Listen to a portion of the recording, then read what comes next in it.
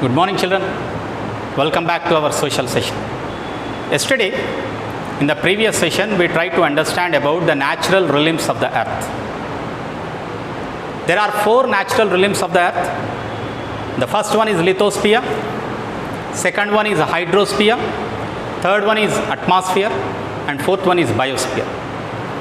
About the lithosphere, we have introduced in last session.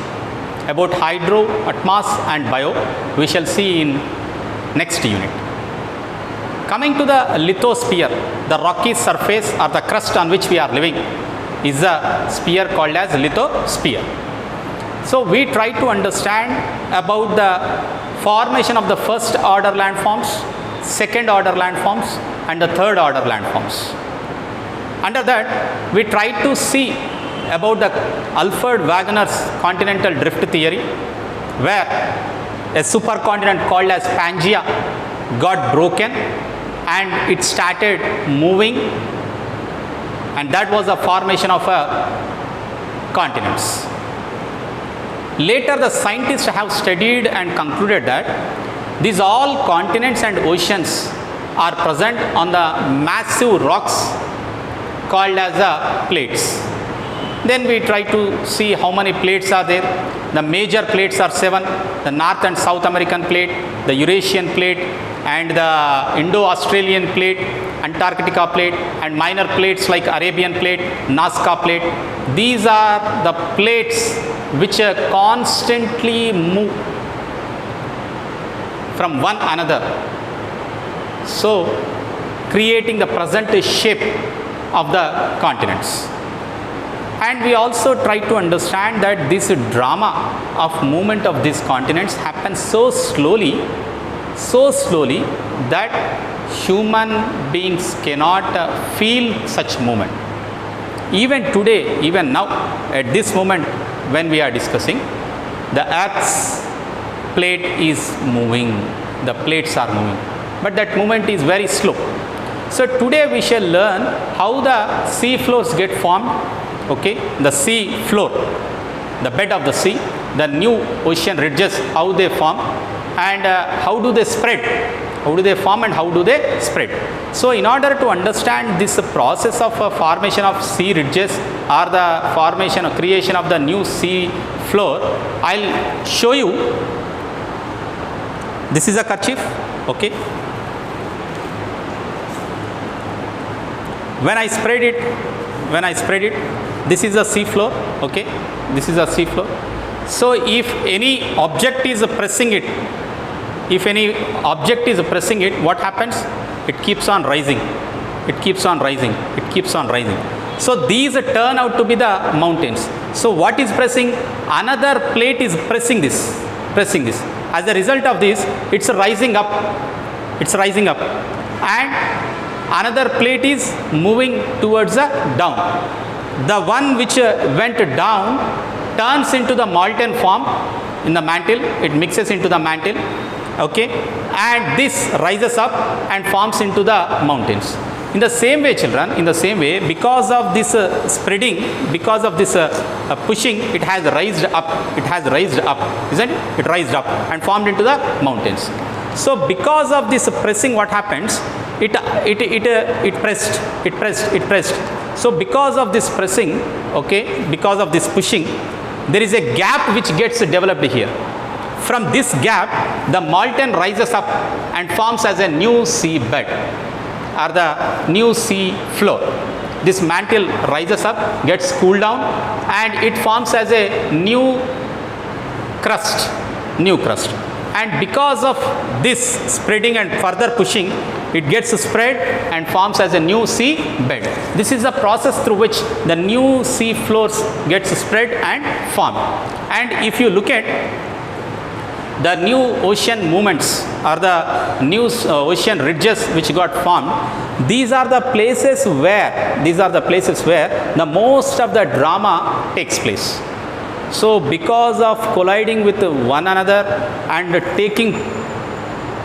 tearing it apart and pulling it towards other force creates a new bed. So because of all these, at the margins most of the earthquakes occur and most of the volcanoes are also present.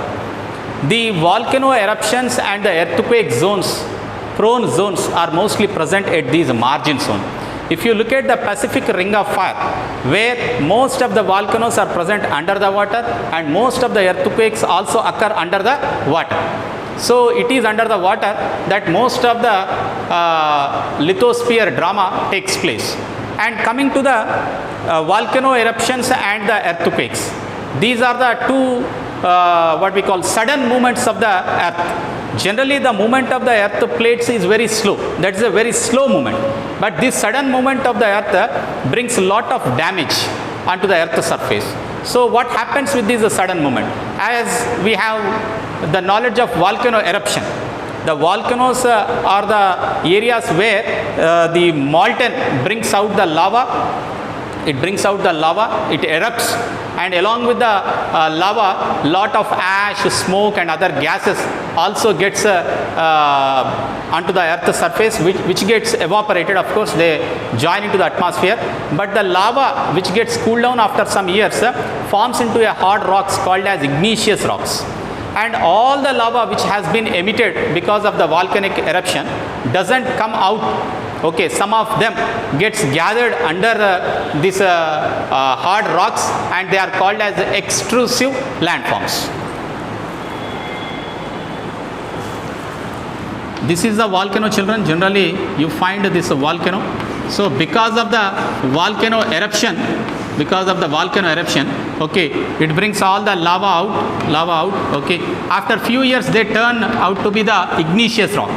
So this path where you find the under it, okay, where you find the lava, so these are called as intrusive landforms. And these which are exposed to the atmosphere are called as extrusive landforms. These gets out when there is a weathering of these rocks.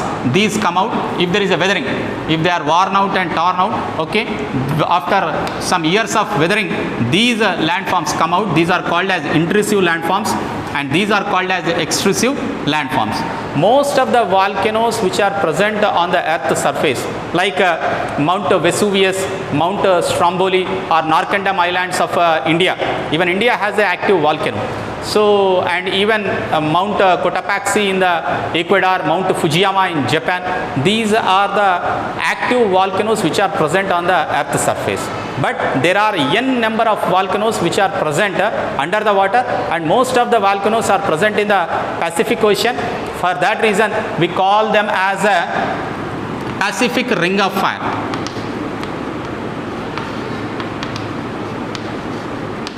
Pacific Ring of Fire. This is an important term which we use in order to represent the volcanoes and earthquakes. Most of them are present under the Pacific Ocean. And you know, children, recently there were earthquakes in Nepal and Pakistan. So this is a region where the Indo-Australian plate is getting collided with the Eurasian plate, and Indian plate is going under, and the Eurasian plate is being lifted to form the present Himalayas. So this is how these earthquakes occur. Once it pushes down, the earthquakes occur. It's the most important earthquake prone zone, that is a Himalayan region, especially in Nepal is present in the lap of the Himalayas. So the Himalayan region is very much prone for the earthquakes, and surprisingly the land on which we are standing today, after few years, even this also goes into the mantle. You know, children, it also happens. So this is how most of the lithosphere got formed, and this is the process. And in the next class we shall see about the movements, the extensive movements, the exclusive movements which occurred because of the water and the air, because of the movements of these, because of the weathering process, of what kind of landforms got created, we shall see in the next class. So till now we studied about the sudden movements as well as the slow movement. So under the slow movement, again we shall see about the creation of the new landforms. So far we learned about two landforms, the first order landforms and the second order landforms. first order landforms are the oceans and continents. Second order landforms are the mountains, plateaus and plains. What are the third order landforms? We shall see in the next class. And those third order landforms are created because of the work of water and air and glacier. We shall see about them in the next class. Thank you, children.